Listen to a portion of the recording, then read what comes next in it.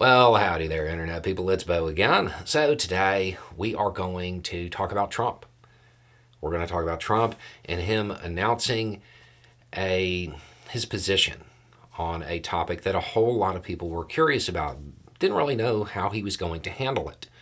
I think there was a wide expectation that he was going to do what he normally does, which is double down on something, especially when it is a contentious topic.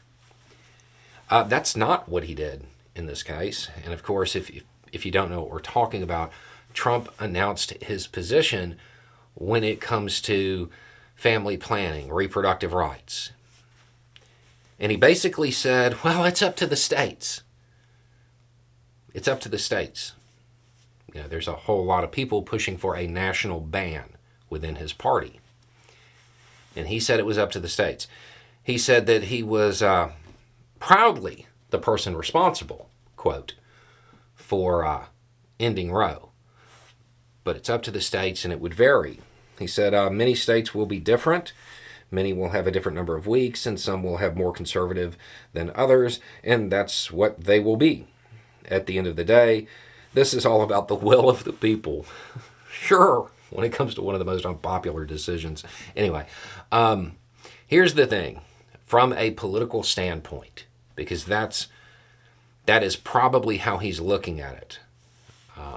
From a political standpoint, this is literally the worst position he could have taken. Because here's the thing. I know after Roe was shot down, I know that that's what Republicans said. Oh, well, see, now it's up to the states, and they'll get to decide. That was just something that they were using to trick the easily manipulated within their own party. That wasn't actually their position. That was never their position. Their position was to do it at the national level and to go after family planning, reproductive rights in general. That's why you have talk about, getting rid of no-fault divorce. You have talk about contraceptive, IVF, all of this stuff. It all came out of that. It was never supposed to be something that they were going to leave up to the states. It was a move against reproductive rights. So those people who are in favor of restricting rights, they're not going to be happy with this.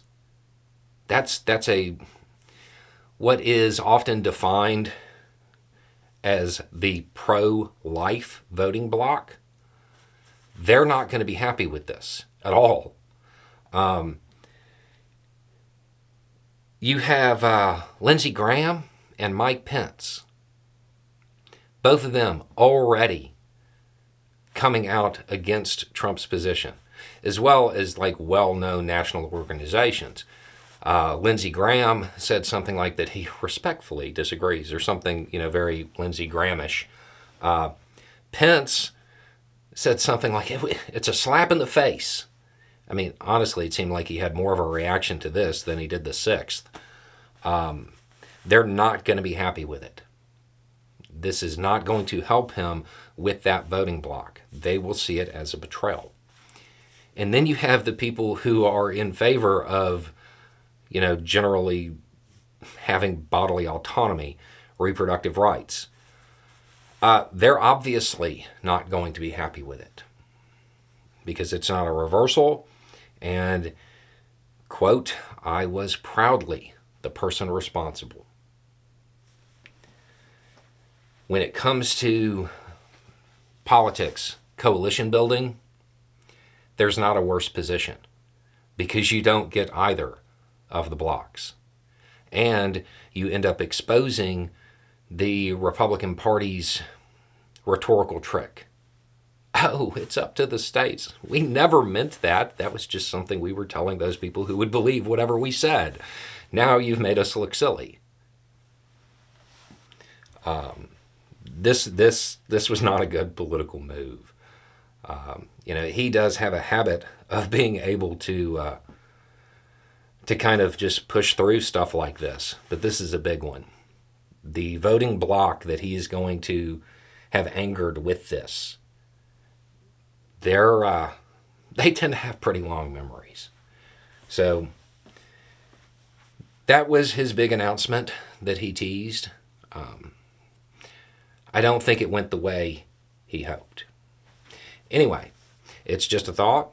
Y'all have a good day.